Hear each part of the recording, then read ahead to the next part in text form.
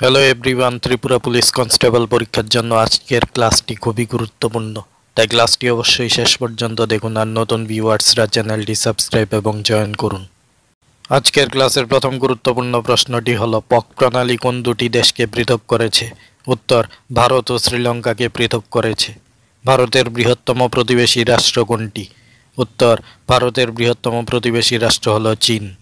ভারতের রাজ্যগুলির মধ্যে আয়তনে ক্ষুদ্রতম কোনটি? উত্তর, আয়তনে ক্ষুদ্রতম রাজ্য হল গোয়া।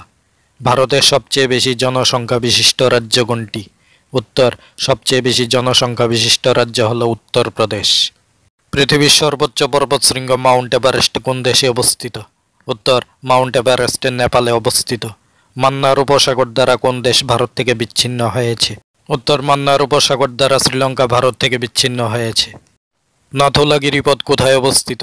উত্তর, নাথুলা গিরিপথ সিকিমে অবস্থিত। লোকটাক হ্রদ ভারতের কোন রাজ্যে অবস্থিত? উত্তর, লোকটাক হ্রদ মণিপুরে অবস্থিত। গুরু শিখর কোন পর্বতের সর্বোচ্চ শৃঙ্গ? উত্তর, গুরু শিখর আরাবল্লী পর্বতের সর্বোচ্চ শৃঙ্গ। নীলগিরি পর্বতের সর্বোচ্চ পর্বত শৃঙ্গ কোনটি? উত্তর, নীলগিরি পর্বতের সর্বোচ্চ পর্বত শৃঙ্গ হল দোদাবেতা।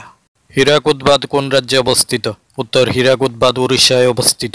নাগার্জুন সাগর প্রকল্প কোথায় অবস্থিত? উত্তর, নাগার্জুন সাগর প্রকল্প অন্ধ্রপ্রদেশে অবস্থিত।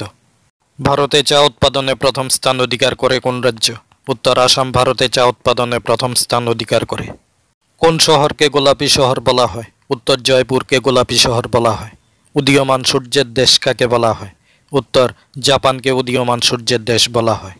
ক্রিপস মিশন কবে ভারতে আসে? উত্তর, 1942 খ্রিস্টাব্দে ক্রিপস মিশন ভারতে আসে। গণপরিষদের সদস্য সংখ্যা কত ছিল? উত্তর, গণপরিষদের সদস্য সংখ্যা ছিল 389 জন। গণপরিষদের প্রথম অধিবেশন কবে বসে? উত্তর, 9 ডিসেম্বর 1946 খ্রিস্টাব্দে গণপরিষদের প্রথম অধিবেশন বসে। গণপরিষদের প্রথম স্থায়ী সভাপতি কে ছিলেন? উত্তর, গণপরিষদের প্রথম স্থায়ী সভাপতি ছিলেন ডক্টর রাজেন্দ্র প্রসাদ। ভারতের মূল সংবিধানে কয়টি ধারা ও তপশিল ছিল? উত্তর, ভারতের মূল সংবিধানে 395টি ধারা ও 8টি তপশিল ছিল। সমাজতান্ত্রিক ও ধর্মনিরপেক্ষ শব্দ দুটি ভারতীয় সংবিধানে কততম সংশোধনের মাধ্যমে যুক্ত হয়? উত্তর, 42তম সংবিধান সংশোধনের মাধ্যমে ভারতীয় সংবিধানের প্রস্তাবনায় যুক্ত হয়।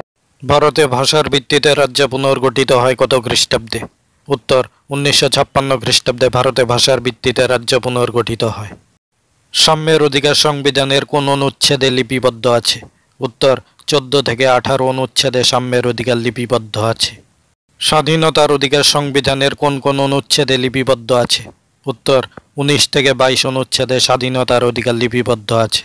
শোষণের বিরুদ্ধে অধিকার সংবিধানের কোন কোন ধারায় উল্লেখ আছে? উত্তর, 23 থেকে 24 ধারায় উল্লেখ আছে। ধর্মীয় স্বাধীনতার অধিকার সংবিধানের কোন কোন ধারায় উল্লেখ আছে? উত্তর, 25 থেকে 28 ধারায় উল্লেখ আছে। সংস্কৃতি ও শিক্ষা বিষয়ক অধিকার সংবিধানের কোন কোন ধারায় উল্লেখ আছে? উত্তর, 29 থেকে 30 ধারায় উল্লেখ আছে। শাসনতান্ত্রিক প্রতিবিধানের অধিকার সংবিধানের কোন ধারায় উল্লেখ আছে? উত্তর, 32 ধারায় উল্লেখ আছে। সংবিধানের কোন ধারায় অস্পৃশ্যতাকে নিষিদ্ধ করা হয়েছে? উত্তর, সংবিধানের 17 ধারায় অস্পৃশ্যতাকে নিষিদ্ধ করা হয়েছে। গান্ধীজিকে প্রথম জাতির জনক বলে কে অভিহিত করেন? উত্তর, সুভাষচন্দ্র বসু গান্ধীজিকে প্রথম জাতির জনক বলে অভিহিত করেন।